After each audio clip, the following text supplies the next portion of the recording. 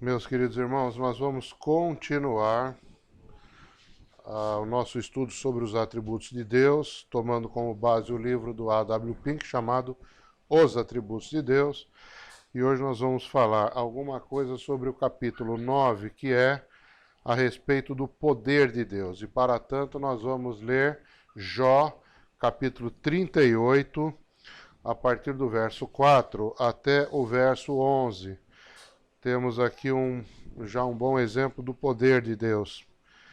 Texto que eu separei para nós. Jó 38, de 4 a 11. A palavra diz assim: Onde você estava quando lancei os alicerces da terra? Responda-me, se é que você sabe tanto. Quem marcou os limites das suas dimensões? Talvez você saiba. E quem estendeu sobre ela a linha de medir? E os seus fundamentos? Sobre o que foram postos? E quem colocou sua pedra de esquina enquanto as estrelas matutinas juntas cantavam e todos os anjos se regozijavam? Quem represou o mar, pondo-lhe portas, quando ele irrompeu do ventre materno, quando o vesti de nuvens e em densas trevas o envolvi, quando fixei os seus limites e lhe coloquei portas e barreiras, quando eu lhe disse, até aqui você pode vir, além desse ponto, não. Aqui faço parar suas ondas orgulhosas. Vamos orar. Senhor, eu te agradeço por toda a tua palavra e pela oportunidade que nós temos tendo de, domingo após domingo, falarmos sobre os teus atributos de maneira simples, mas é muito gostoso sempre falar daquilo que tu és, falar dos teus atributos, falar das tuas perfeições. Abençoa-nos também nesta noite, para que seja proveitoso para quem está ouvindo, a fim de que o teu nome seja exaltado. Nenhum nome seja exaltado, senão o nome daquele que está sentado no trono e o nome do Cordeiro, para a tua glória, em nome de Jesus. Amém. Meus irmãos, acabei de orar e dizer isso, que se há uma coisa gostosa é estudar sobre o Senhor, é uma delícia. Porque quanto mais se estuda sobre ele, mais nós diminuímos. O objetivo é esse, convém que ele cresça e que nós diminuamos. Convém que ele, na nossa vida, sempre tenha a preeminência cada vez maior. Ele devia ter a preeminência total na nossa vida, mas não tem por causa do nosso pecado. Nós somos chegados a achar que nós podemos alguma coisa ou que nós temos alguma importância, né, nesse sentido comparativo com o Senhor, mas de fato não temos. Então é bom estudar sobre o Senhor, porque quanto mais se estuda, mais fácil fica de nós, mais quebrados nós ficamos diante de tamanha grandeza, né? O poder do Senhor, meus irmãos, é um atributo, uma perfeição fundamental. Ele, se é que nós podemos definir, eu acho que quando estudamos aqui a soberania, eu cheguei a falar sobre isso. A soberania de Deus, se fosse uma equação matemática, seria a soberania de Deus igual a vontade de Deus mais o poder de Deus. Então ele quer alguma coisa e ele pode fazer aquilo que ele quer, né? Então o poder de Deus é aquela capacidade e força que o Senhor tem e que lhe permite realizar tudo o que lhe agrade, tudo que sua sabedoria dirija, tudo que a infinita pureza da sua vontade resolva, né? De nada adiantaria, meus irmãos, como fácil entender esse raciocínio, de nada adiantaria o Senhor ter uma vontade se não tivesse o poder de cumprir a sua vontade, né? Se a santidade, semana passada nós falamos sobre isso, Israel pregou e falou sobre isso, a santidade é, por assim dizer, meus irmãos, a beleza, né, que orna todas as perfeições de Deus, todos os atributos de Deus. Enquanto isso, o poder, meus irmãos, é o que movimenta o ser de Deus. Se nós entendemos que Deus é um ser relacional, ele é transcendente, isso é, está acima de toda a criação, ele é diferente, distinto e separado de toda a criação, mas ele também é imanente, ele se relaciona conosco. Se ele é isso, meus irmãos, ele teve que criar, precisa manter a criação, nós vamos falar disso um pouco mais tarde, né? Então, ele precisa do poder para levar a efeito todo esse processo histórico no qual nós estamos, né? Imaginem, meus irmãos, que Deus não fosse todo-poderoso, né?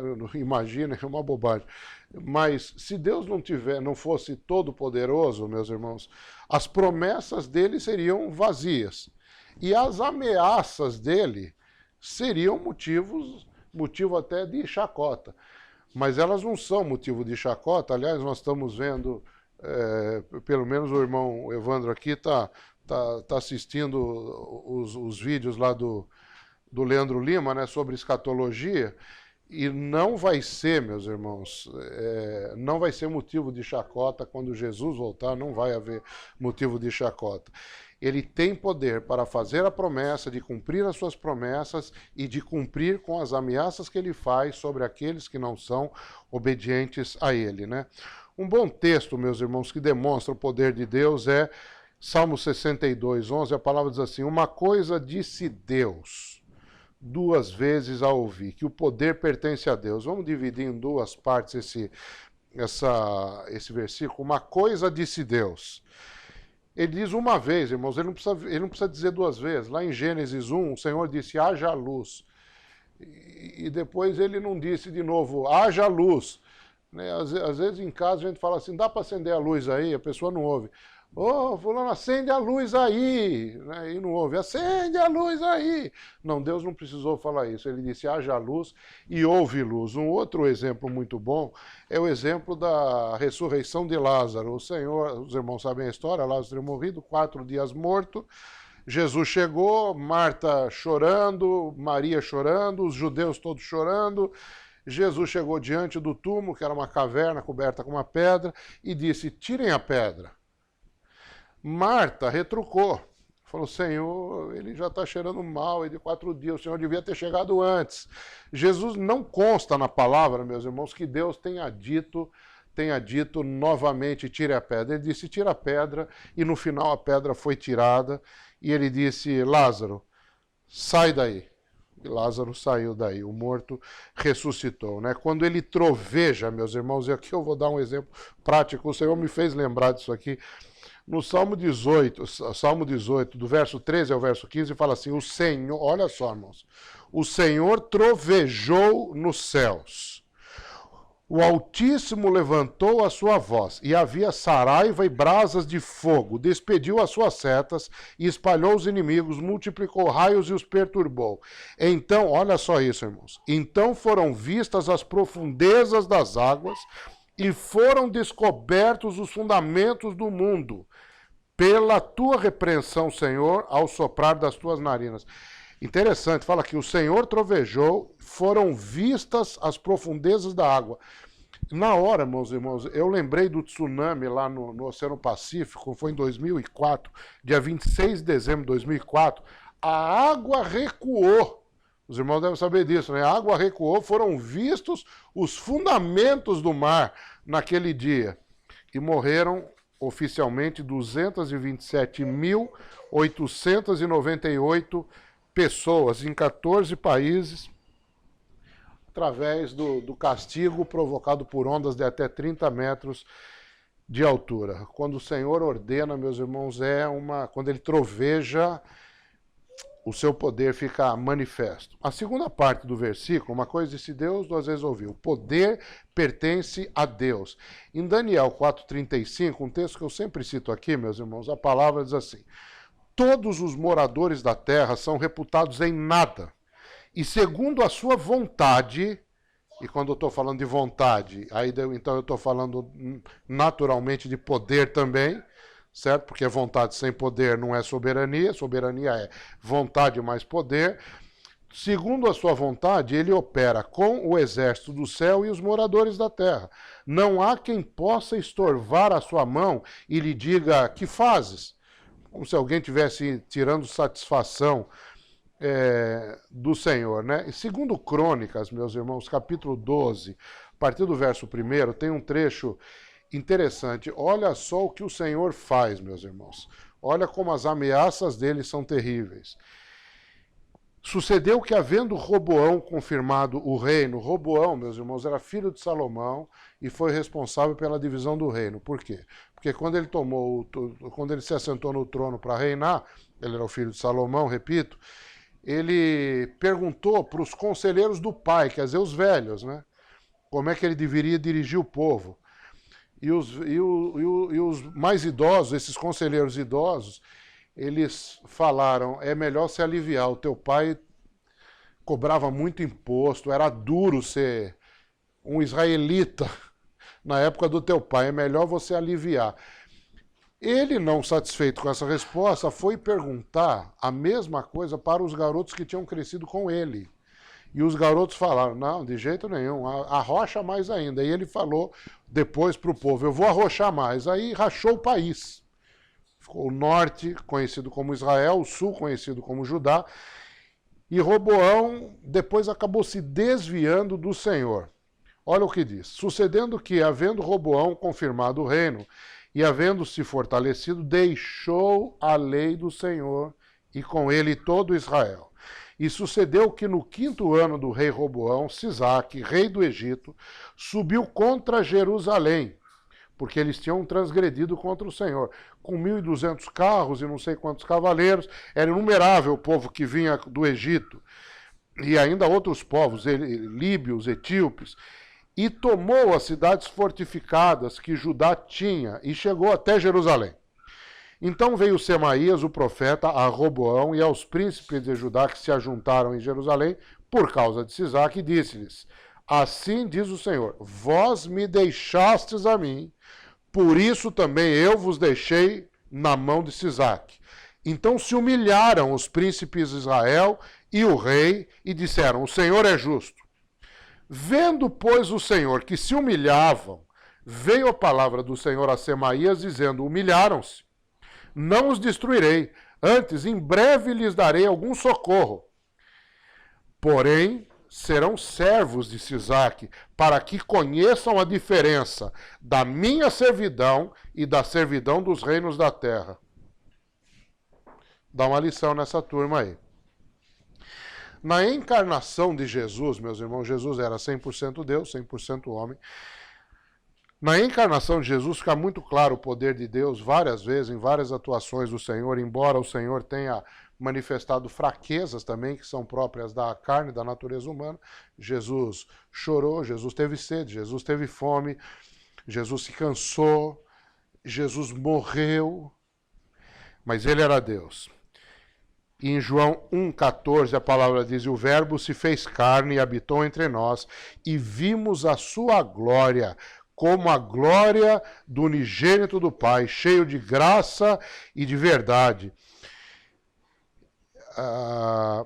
Isso aqui fala sobre, acabei de falar sobre a fraqueza dele, né?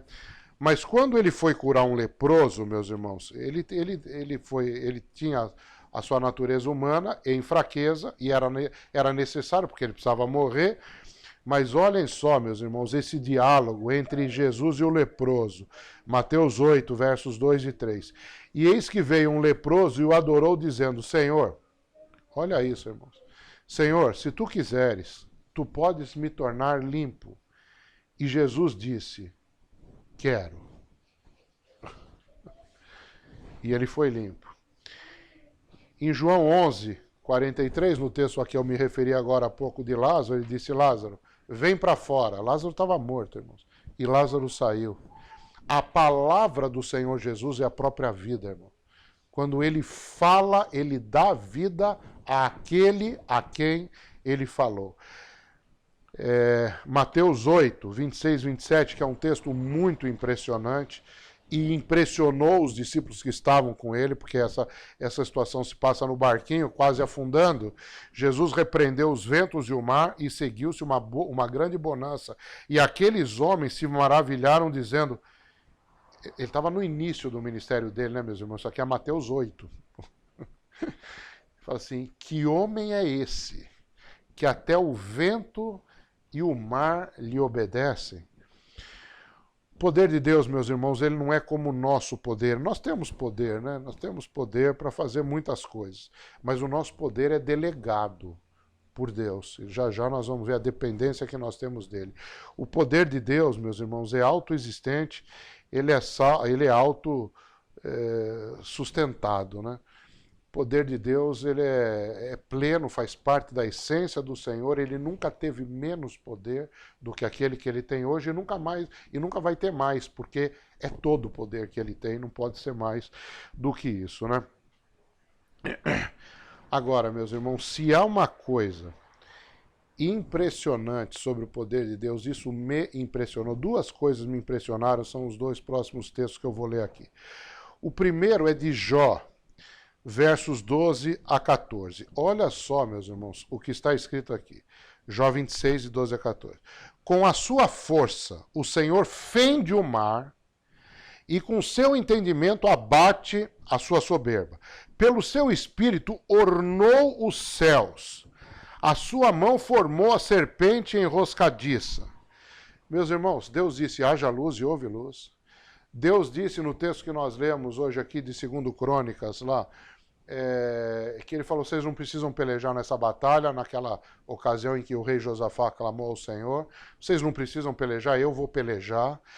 Na outra situação em que no dia seguinte o povo cercou Jerusalém, no dia seguinte tinha 185 mil cadáveres inimigos cercando a cidade.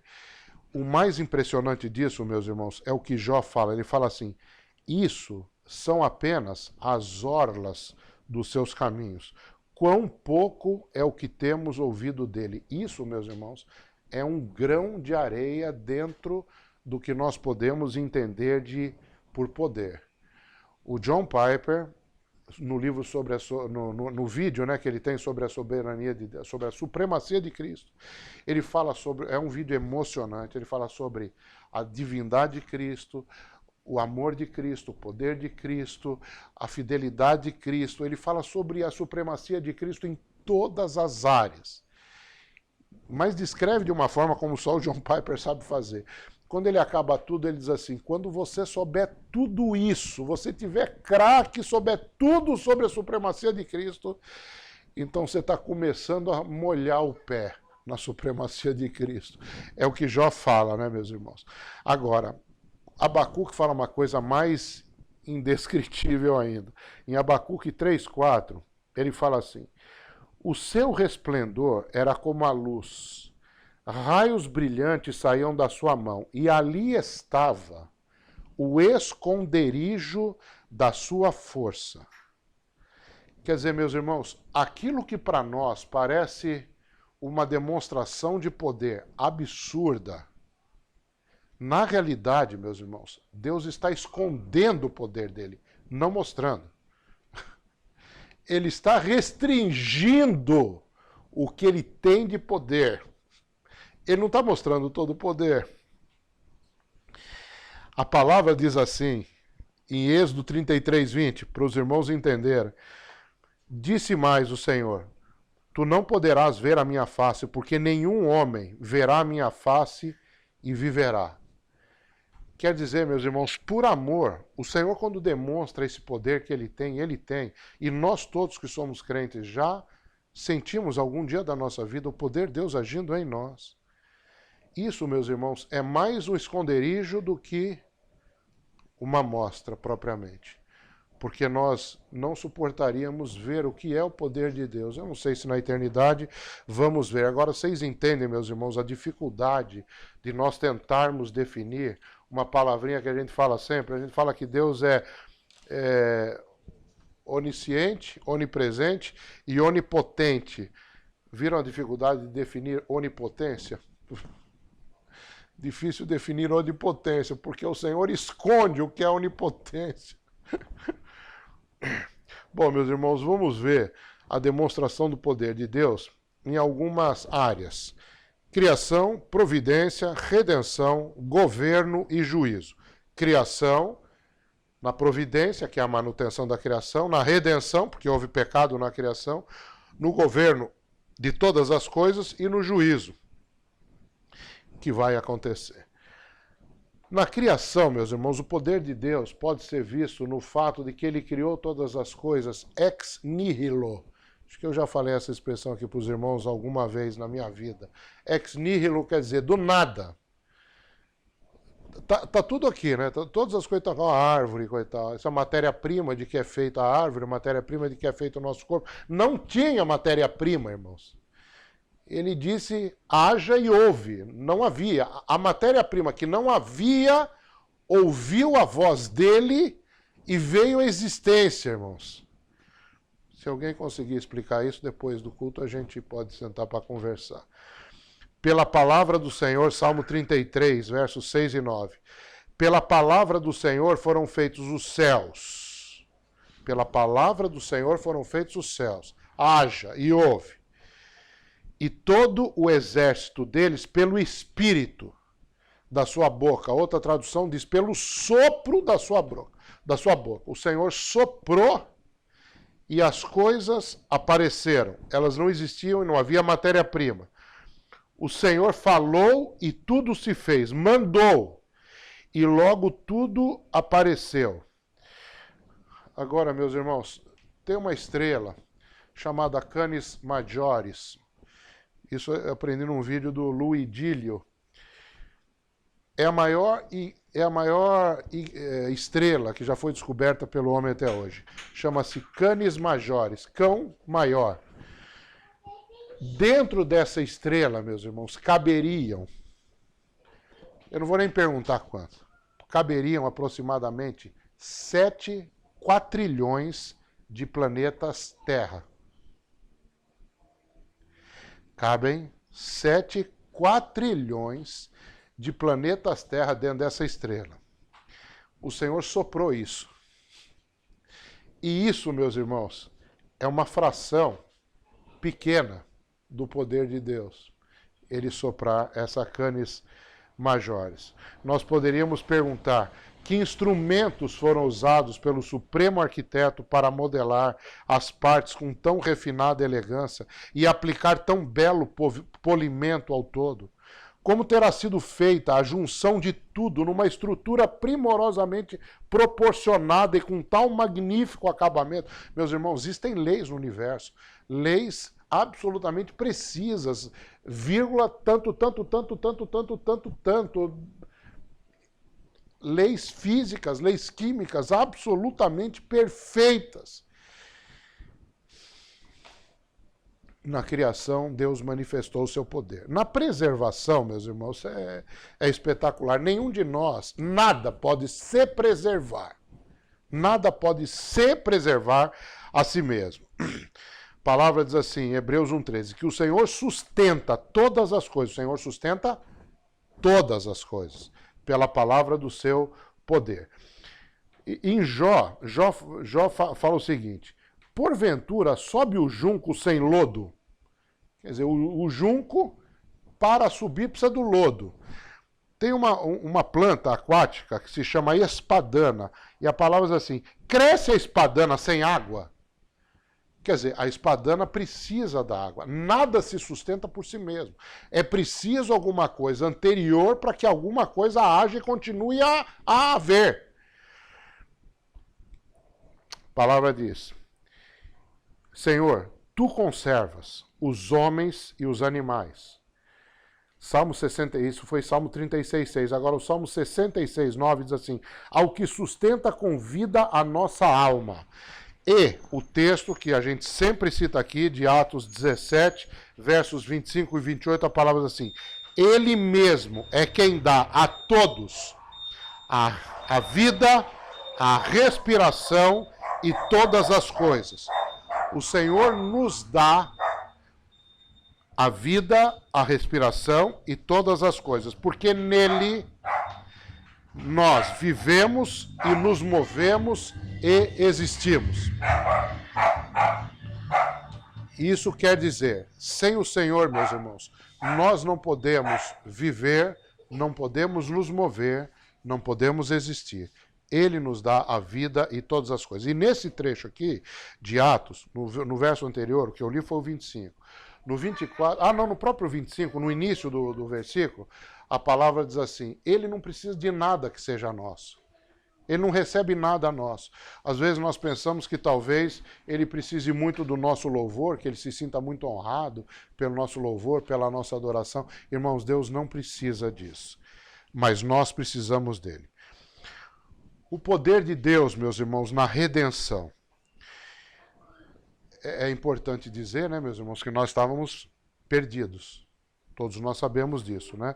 Efésios 2:3 fala que nós andávamos nos desejos da nossa carne, fazendo a vontade da carne e dos pensamentos. E olha como termina o verso 3, Efésios 2:3. Nós éramos por natureza, isso é, por nascimento, filhos da ira. Todos os seres humanos são. Nós estávamos sem Cristo, sem esperança e sem Deus no mundo. Essa é a nossa condição. Tendo em vista essa condição, Deus manifestou o seu imenso poder, propiciando salvação onde só havia perdição. Olha o que fala Romanos 1,16. O evangelho de Cristo é o poder de Deus para a salvação de todo aquele que crê. 1 Coríntios 1, versos 18 e 24, fala assim: a palavra da cruz é loucura para os que perecem, né? Mas para nós que somos salvos, é o poder de Deus. Então nós pregamos a Cristo. Sabedoria de Deus, poder de Deus, sabedoria de Deus. 1 Coríntios 6,14, a palavra diz: ora, Deus, que também ressuscitou o Senhor, nos ressuscitará a nós pelo seu poder. 2 Pedro 1,3 fala assim: visto como seu divino poder nos deu tudo o que diz respeito à vida e piedade. Ele nos deu tudo, irmãos, com relação à salvação. Nós não participamos da salvação, nós não temos uma participação primária na nossa salvação. Os irmãos estão cansados de me ouvir falar isso aqui, né? Governo, meus irmãos, o Senhor está assentado. Nós já falamos então da criação, falamos da preservação, falamos também da redenção, agora vamos falar do governo. O Senhor está sentado no trono ao lado do Pai. Tem vários textos que falam sobre isso. Ele está governando, meus irmãos, isso é importante. Ele governa tudo, embora dê a impressão que ele não está governando, irmãos. Por que dá essa impressão? Porque o mundo está de cabeça para baixo, dá a impressão que Deus não está governando. Mas Hebreus 2, verso 8, fala assim: todas as coisas lhe sujeitaste debaixo dos pés. Ora, visto que todas as coisas o Senhor sujeitou ao Filho, nada deixou que não lhe esteja sujeito. E a palavra nos adverte, meus irmãos, agora ainda não vemos que todas as coisas lhe estejam sujeitas. Por que as coisas estão sujeitas a Cristo, meus irmãos? Incluindo e particularmente incluindo Satanás. Porque Satanás, desde que Adão pecou, tinha um trunfo na mão, que era nos acusar de nós sermos pecadores. Nós somos pecadores. E o que Deus tinha dito a respeito do pecado? Tinha dito que se o homem pecasse, morreria. Significa que desde Adão até a morte de Cristo, aí se passaram milênios. Durante todo esse tempo, Satanás pôde estar diante do Senhor, como se vê no livro de Jó. Porque no livro de Jó fala que quando os anjos vieram diante do Senhor, Satanás veio entre eles, veio acusar Jó. Os irmãos sabem a história. Então, meus irmãos, durante milênios, Satanás teve esse trunfo na manga. Eu posso acusar e é justo que eu acuse. É verdade, a minha acusação é verdade. Satanás falando. Porque Deus tinha dito que mataria se o homem pecasse. Quando Jesus sobe na cruz e toma os pecados dos seus eleitos, ele crava na cruz toda a acusação que havia, meus irmãos, contra nós.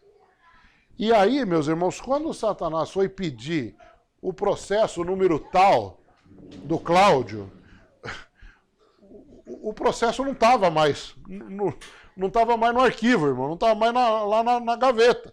Porque esse arquivo, referente ao processo sobre a minha vida, sobre os meus pecados, estava cravado na cruz do Calvário. Então, ele tem todo o poder e toda a autoridade contra Satanás.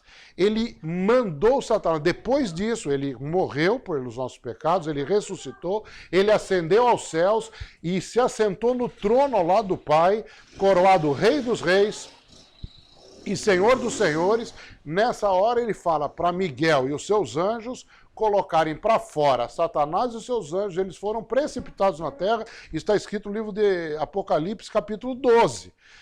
Então, o poder de Deus foi manifestado sobre Satanás, expulsando-o do céu, porque ele venceu Satanás.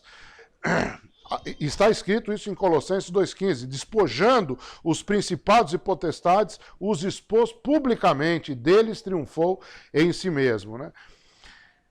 Deus governa também, meus irmãos, sobre os homens, no sentido de que ele restringe a maldade que há no homem, de maneira que seja possível viver em sociedade. O texto de Romanos 3, olha, meus irmãos, se Deus não manifestasse o seu poder, eu vou ler aqui um texto que os irmãos conhecem, mas dentro no contexto da pregação de hoje, imaginem se Deus não manifestasse o seu poder restringindo o mal que está sobre nós. Romanos 3, versos 13 a 16, fala assim: a sua garganta é um sepulcro aberto, com a língua tratam enganosamente. Peçonha de áspides está debaixo dos seus lábios, cuja boca está cheia de maldição e amargura. Os seus pés são ligeiros para derramar sangue, e em seus caminhos há destruição e miséria. Está falando de nós. Irmãos, não haveria, se o Senhor não restringisse com poder a consequência do pecado na nossa vida para que pudesse haver vida em sociedade, não haveria uma palavra de carinho de um para outro, não haveria uma palavra de carinho de um marido para uma esposa, de uma esposa para um filho, não haveria nada disso. Porque a palavra diz que a nossa garganta é um sepulcro aberto, nós tratamos enganosamente. Tem peçonha de áspides, que tem veneno de cobra debaixo da nossa língua. Os nossos pés são ligeiros para derramar sangue, e no nosso caminho há destruição e miséria.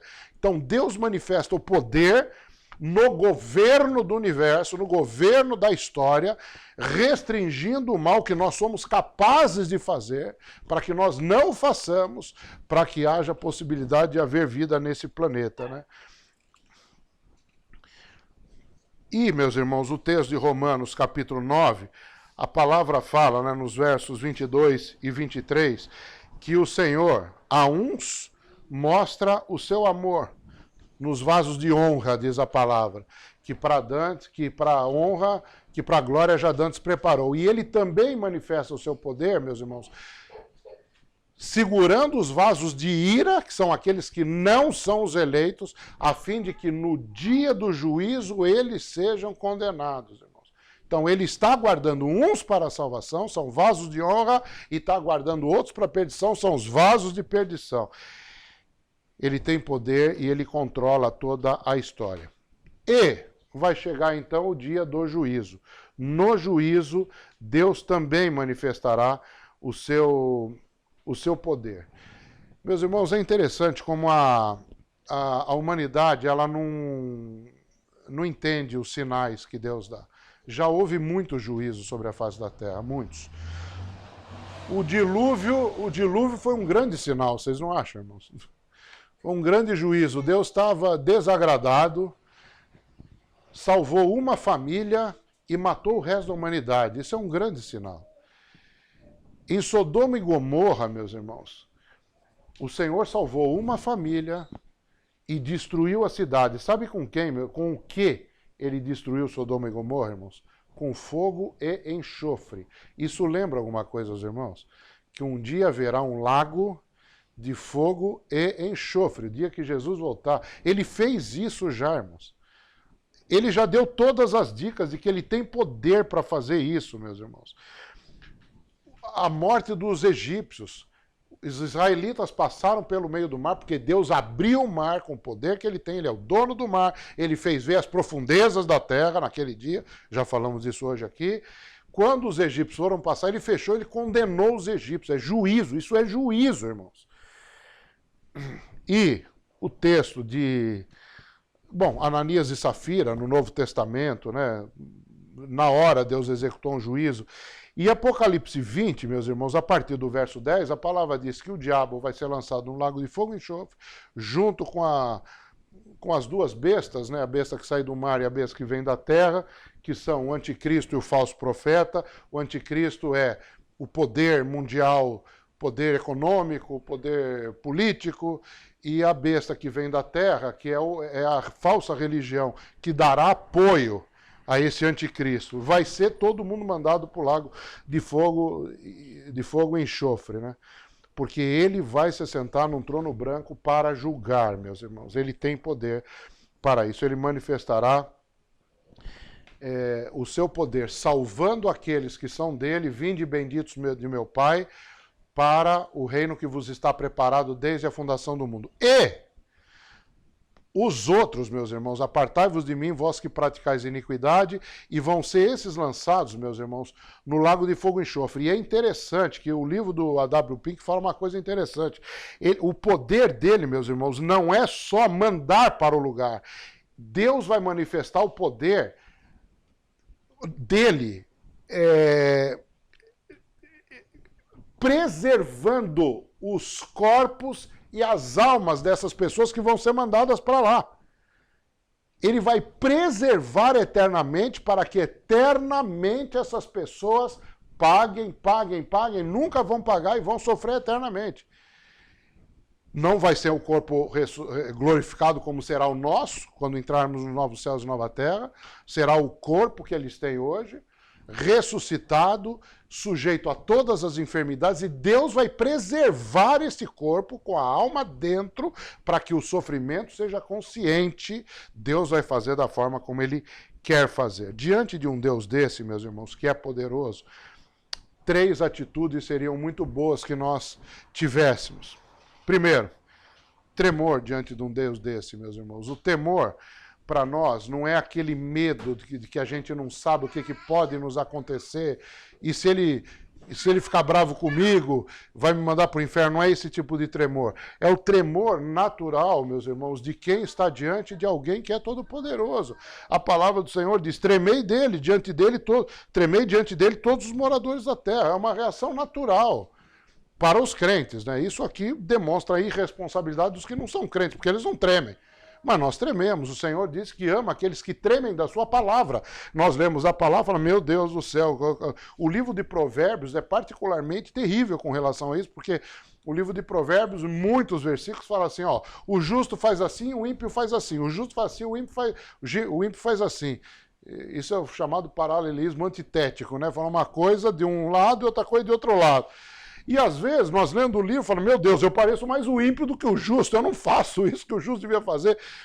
Nós temos que tremer diante da palavra do Senhor, né? Segunda atitude. Primeira, tremor. Segunda, adoração, meus irmãos. Ele é digno de toda adoração. Adorar o Senhor na beleza da sua santidade. E terceiro, tremor, adoração e confiança, meus irmãos. Logo no início eu falei que ele pode manter a palavra, todo o poder dele é a garantia das promessas que ele fez, então nós podemos confiar nas promessas que ele fez. Se ele prometeu, ele vai cumprir. Se nós tremermos diante dele, que é uma reação que nós devemos ter, todo ser humano deve ter diante de Deus. Se nós o adorarmos, formos aqueles adoradores aos quais o Senhor Jesus se referiu quando estava falando com a mulher samaritana, Deus procura os verdadeiros adoradores que o adorem em espírito e em verdade. Então, meus irmãos, nós podemos estar absolutamente convictos de que Ele cumprirá sobre nós as suas promessas. Não porque façamos alguma coisa certa, mas porque Ele é digno de toda confiança. O Deus Todo-Poderoso, meus irmãos, Ele nos ama. Isto é incrível, é uma frase tão banalizada, né, nas igrejas. Deus nos ama. Mas, irmãos, esse Deus que tem esse poder, que é soberano, como nós já vimos num outro domingo aí, que tem a sua vontade perfeita e que tem poder para cumprir a sua vontade, esse Deus nos ama. Esse Deus se misturou conosco, não apenas na criação em Adão, porque ele vivia junto com Adão lá naquele jardim que ficava no Éden. A palavra diz que Deus plantou um jardim no Éden, né? Então Adão ficava no jardim, Deus ficava no Éden, vinha conversar no jardim que ficava no Éden, vinha conversar com o homem. Não apenas ele se misturou conosco ali, mas depois que nós pecamos, irmãos, ele continua querendo se misturar conosco, mandou o seu filho que viveu entre nós. O Santo de Israel viveu entre nós. E esse poder, meus irmãos, que ele manifesta entre nós, é um dos atributos que o Senhor nos entrega, meus irmãos. Efésios 3, versos 20 e 21 fala assim: ora, aquele que é poderoso para fazer tudo muito mais abundantemente além daquilo que pedimos ou pensamos, segundo o poder que em nós opera, a esse glória na igreja, em todas as gerações, para todos sempre. Amém. Isso significa, meus queridos, que existe um poder em nós, mas esse poder que o Senhor manifesta em nós, que Ele nos entrega, não é um poder, meus irmãos, para nós sairmos por aí dando ordens, nada disso. Meus irmãos, o poder é particularmente, o poder que Deus nos deu é particularmente para nós vencermos o mal que está dentro de nós. No último versículo de Romanos 7, aquele capítulo em que o apóstolo Paulo fala: o bem que eu quero fazer eu não faço, o mal que eu não quero fazer está em mim, eu faço. Aliás, foi citado hoje também aqui na oração de confissão. No último versículo, a palavra diz assim: dou graças ao Senhor por Jesus Cristo, porque eu, com o pecado, com a carne eu sirvo a lei do pecado, ok. Mas com o entendimento eu sirvo a lei de Deus. Existe um poder dentro de nós para nós cumprirmos e fazermos o que é certo fazer. Orar, buscar, amar e todas as coisas que a palavra nos diz, sobre o que eu não vou entrar agora em detalhes, porque não é o tema, né? Mas o Senhor nos entrega o poder que em nós opera. Esse poder de Deus está dentro de nós, irmãos, para nós sermos testemunhas no mundo. A palavra diz que o mundo olha para nós. A palavra diz assim: nisto conhecerão que sois meus discípulos, se vos amardes uns aos outros. O povo puder olhar aqui para dentro e ver que nós nos amamos, meus irmãos, isso é o testemunho que nós temos que dar ao mundo, e há poder em nós, porque o Senhor nos dá esse poder, há poder em nós para nós sermos testemunhas desta forma. Deus nos abençoe com essa palavra. Semana que vem nós continuamos com mais um atributo de Deus. Deus nos abençoe, queridos irmãos.